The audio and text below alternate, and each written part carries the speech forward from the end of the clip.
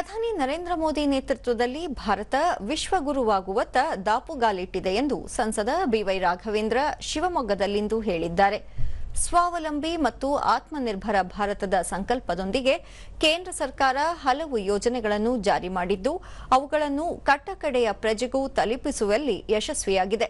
ಇವುಗಳಲ್ಲಿ Ayushman Bharat, digital India, Jan Dhan, Kisan ಸಮ್ಮಾನ್ನಂತಹ ಯೋಜನೆಗಳು ಬಡಜನರಿಗೆ ಹೊಸ ಬದುಕು ರೂಪಿಸಿಕೊಟ್ಟಿವೆ ಎಂದರು. ಪ್ರಧಾನಿ ನರೇಂದ್ರ ಮೋದಿ ನಾಯಕತ್ವದಲ್ಲಿ ದೇಶ ಹಿಂದೆಂದಿಗಿಂತಲೂ ಬಲಿಷ್ಠವಾಗಿದ್ದು, ಹಲವು ಕ್ಷೇತ್ರಗಳಲ್ಲಿ ಅಭೂತಪೂರ್ವ ಸಾಧನೆ ಮಾಡಿದೆ.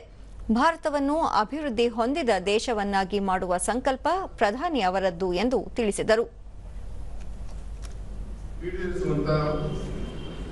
ಒಂದು ಸಂಕಲ್ಪವನ್ನು ಇಟ್ಟುಕೊಂಡು ಸುಸ್ಥಿರವಾದಂತಹ ಒಂದು ಸುದೀರ್ಘವಾದಂತಹ ದೃಷ್ಟಿಕೋನ ಬಲದಿಂದ ವಿಶೇಷವಾಗಿ ಮೂಲಭೂತ ಸೌಕರ್ಯಗಳಿಗೆ ಇನ್ಫ್ರಾಸ್ಟ್ರಕ್ಚರ್ ಆದ್ಯತೆಯನ್ನು ಕೊಟ್ಟು ಸ್ವಾವಲಂಬಿ ಮತ್ತು ಸಶಕ್ತ ಭಾರತದ ಒಂದು ಅಡಿಪಾಯವನ್ನು ಹಾಕೊಂಡು ಮೋದಿಜಿಯವರೊಂದು ಸಮರ್ಥ ನಾಯಕತ್ವದ ಒಂದು ಮಹಿಳೆಗಳನ್ನ ಸಾಧನೆಗಳೇನಿದೆ ಅದನ್ನ ಜನರ ಮಧ್ಯೆ ತೆಗೆದುಕೊಂಡು ಹೋಗಿ